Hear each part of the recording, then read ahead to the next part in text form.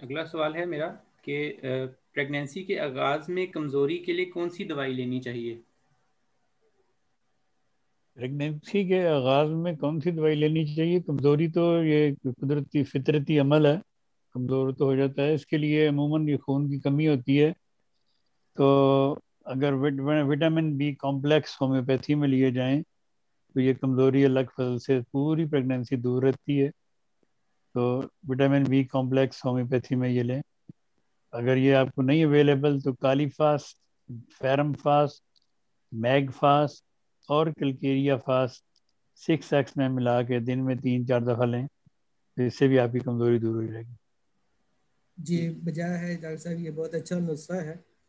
अक्सर औरतों की जो सर्विक्स होती है, रहम का मुंह जो है वो खुल जाता है। और जिस तरह अंडा अंडा एयर टाइट होता है, जब औरत प्रेग्नेंट होती है तो उसकी सर्विक्स जो है क्लोज हो जाती है और बंद हो जाती है।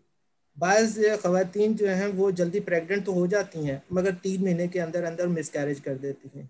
वो सिर्फ सर्विक्स का ओपन होना ही है। इसके लिए सबसे ज़्यादा जो मैंने जिसका तजर्बा किया है वो है कोलोफाइलम। कोलोफाइलम जो है रहम के मुंह को दोबारा से बंद करने में मदद कर देती है। और ज़्यादातर मैंने देखा है कि अक्सर लोग कोलोफाइलम भी प्रेगनेंसी जैसे स्टार्ट होती है तो उसमें बताते हैं।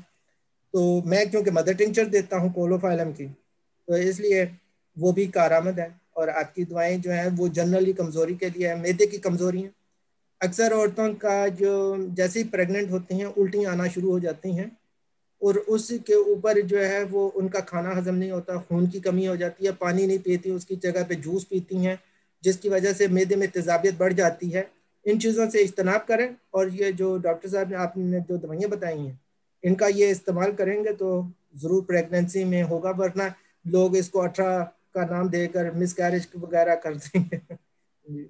लेकिन इन इन इस हालत में उल्टियां आना, भूख न लगना या भूख लग के भूख खाने को दिल न करना, बार बार उल्टी आना, इसके लिए शरबत कफूर भी काफ़ी मुफीद है।